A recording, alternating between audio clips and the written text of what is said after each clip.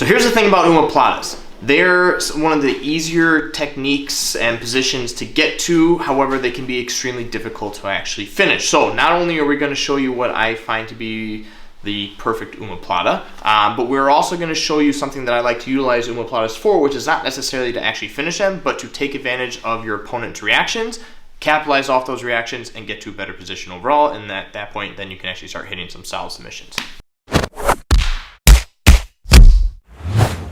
So there's a lot of different ways to hit omoplatas. How I typically look for them is working towards getting this overhook from closed guard, working my hips off to the side, bringing this opposite leg onto their hip, bringing my back leg up and over, and I look to start pinching the shoulder. Now again, with any submission or any dominant position like this, the catch is going to be the most important part, because if I don't have a good catch, he's just going to get out of it right away. So ensuring that I have a good bite on this shoulder is what's going to set up the rest of the motions from here. So just focus on that aspect. But once you get to this position, I don't obviously need the underhook or the overhook anymore. I'm going to take that same hand, grab his sleeve, grab his wrist, whichever I prefer, and I'm going to stuff it to my pocket, and I'm going to still try to I'm going to try and keep it as tightly as I possibly can between my hip and my side. So I'm going to keep that secured. Now, if you're flexible, a lot of times you can just whip this foot over the front here.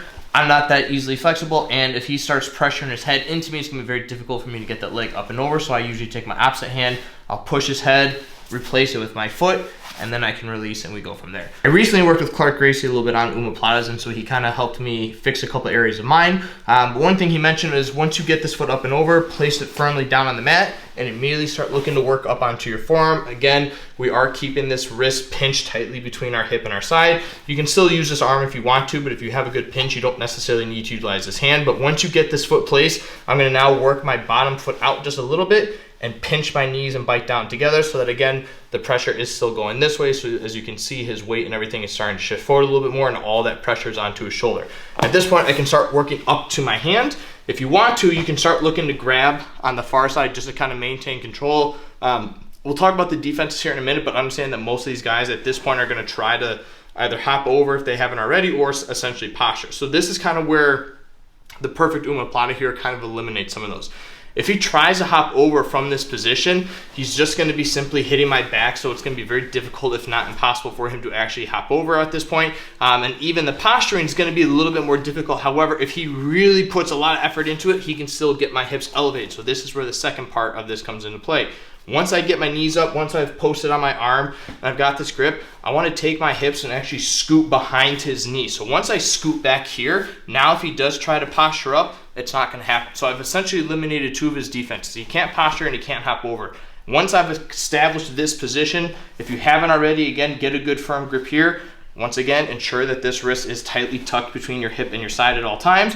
I'm now going to quickly switch my feet and use this outside foot to start posting.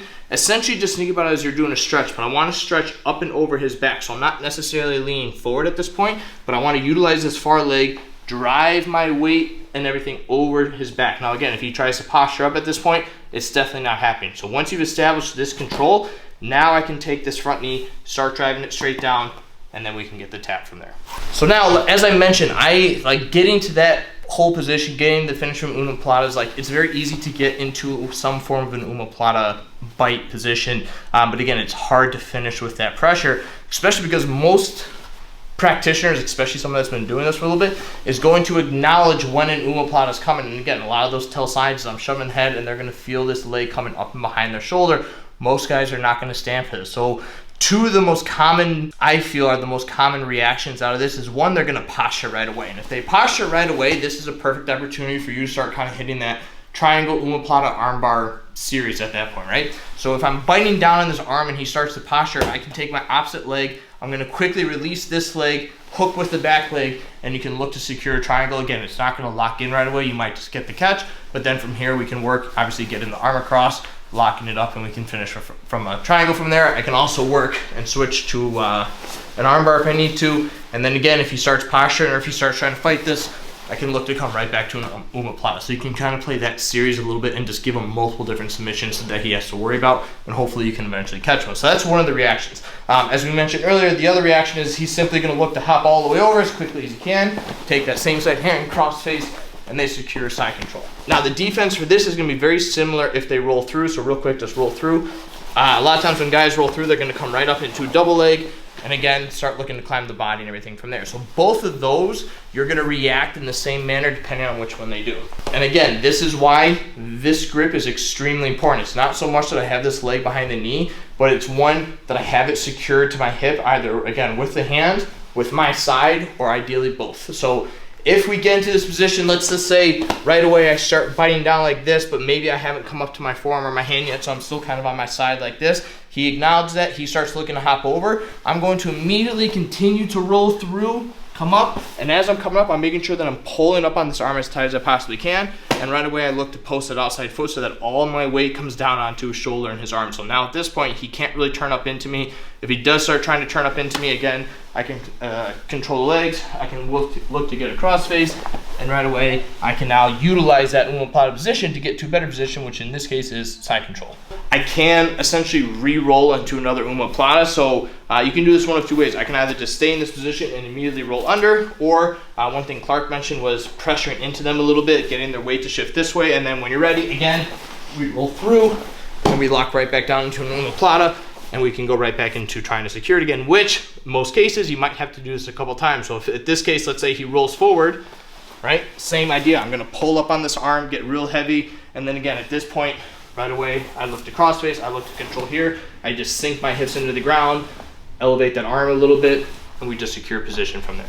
So one more time through everything. I like to hit omoplatas from closed guard. Doesn't matter how you get to them. You can clear the arms. I just prefer to get that overhook just because I find it to be a strong grip at this point. Once I lock this down, right away, I start working my hips off, start pressuring the head a little bit, get a nice good bite onto the shoulder, ensure that I tuck this arm into my hip, look to get this foot over, and immediately I look to place my foot on the mat as I simultaneously look to get my arm posted up here so that I can bring this knee out and get a good pinch. And again, I'm trying to do this as quickly as possible because the moment he feels this pressure, again, if they posture at this point, I'm gonna look right away to start going for triangles. If they're not posturing, they're kind of hunkering down, I can tell you that they're probably gonna start looking to bring their hips over, which again, the faster I can get to this position, you can go ahead, try, get your hips up and over, it's not gonna happen, right?